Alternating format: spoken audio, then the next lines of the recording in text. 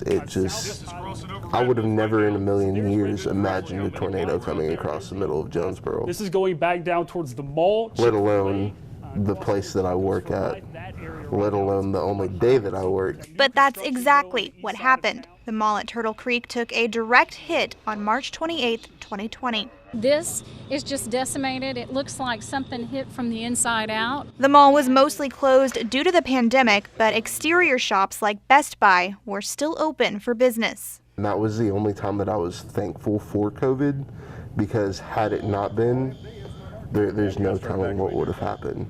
Cody Pate was working when the tornado hit. Next thing I know, it's just going right over the top of us, and it was just insane.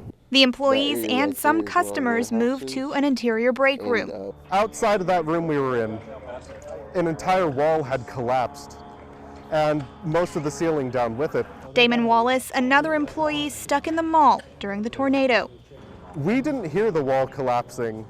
We heard wind. The tornado moved from the mall in a matter of minutes, leaving a path of destruction. We were expecting to see some damage, but we were not expecting to go out and see that the store was gone. It was a building, and then it wasn't. It was just rubble.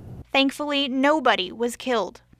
I remember my first thought being something like, how is everyone okay?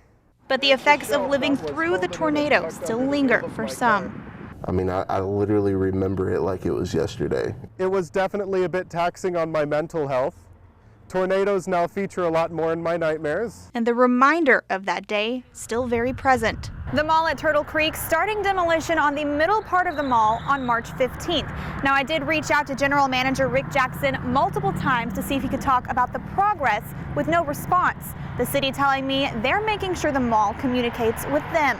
Not only is it an eyesore, it's a danger to our community, but also it impedes our ability for economic development and jobs. Mayor Harold Copenhaver came into office after the tornado hit. At the time, little progress had been made. That's the frustrating part. It's all about having communication, and we should have had open communication way before then. One of his first acts as mayor, issuing a 30-day notice ordering cleanup to begin. Copenhaver tells me the current phase of demolition will clean from the center of the mall out. They're looking at hopefully completing this by mid-June or first part of July. The next phase focuses on damage from the food court down to Dillard's. Their decision would have to be made to either destroy that or to rebuild that. Mayor Copenhaver did a walkthrough of the mall before demolition began. He said there was good news in that visit. We have already had some of our departments, engineering, in there to look at it as well, and they agreed. So mainly it's just a roof structure damage.